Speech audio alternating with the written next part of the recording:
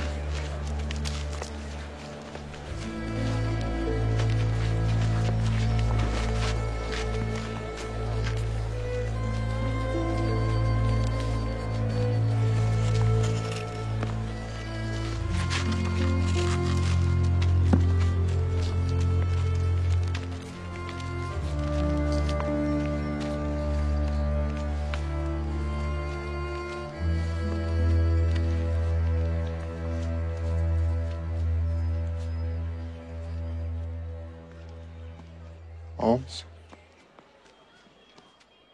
Anything to give? Alms?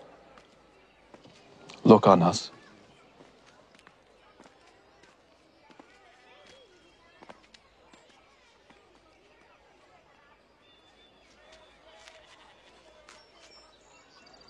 Silver and gold have I none, but such as I have give I thee.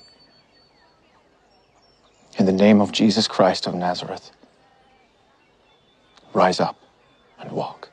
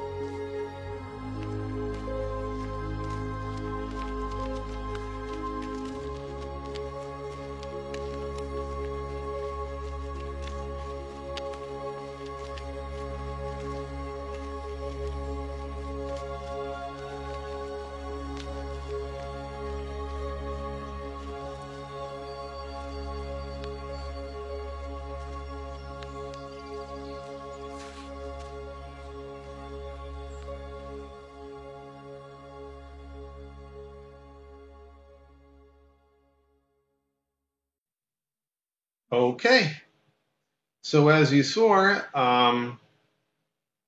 there was a lame man that was being carried, and each day they laid him at a gate of a temple that was called Beautiful Gate, and he'd be there asking for alms to help him. And Peter and John went up to the temple because it was time for them to pray, and so they kind of confronted the man. And Peter said to the lame man, he said, "I have no silver and gold, but what I do have, I give to you.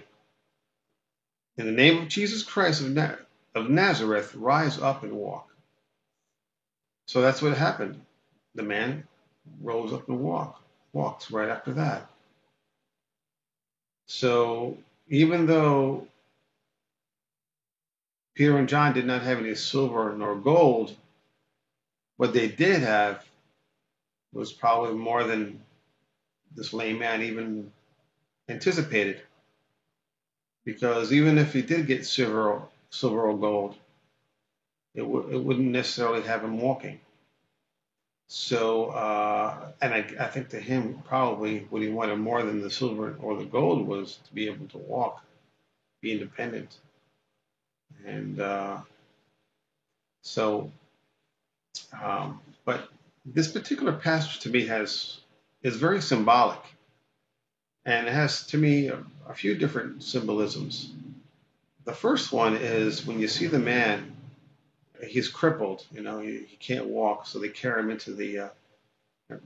front of the gate by the temple, and so he's crippled, he can't walk, and that could be like you and us. Maybe we can walk, but a lot of times we're crippled in the mind, or our heart is crippled, and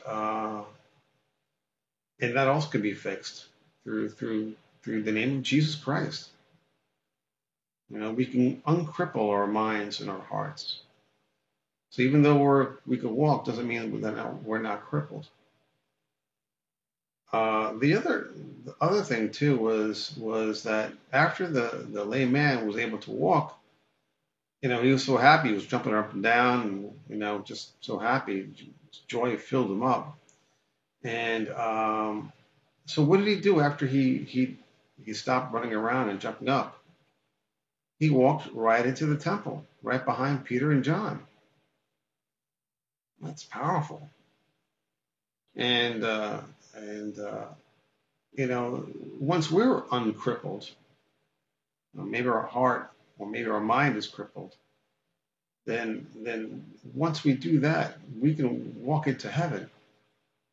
Because what's really stopping us from going into heaven is our crippling, our sickness. We're lame, right? So, or maybe our heart is lame, or our mind is lame, corrupt. So once we uncripple that, we can walk into the temple or assemble to heaven, right? We're going to heaven. And the last symbolism that I saw was the fact that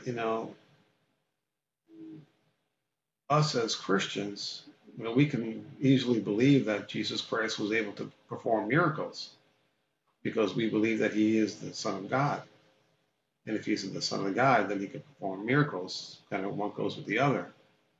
But here we have an example, a passage in the Bible where Peter and John, they perform a miracle. And you're like, whoa, wow.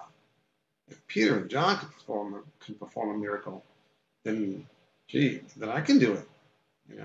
It's possible that I can do it.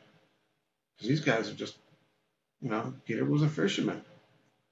So I just think that's very symbolic that, that Peter and John became Christ-like.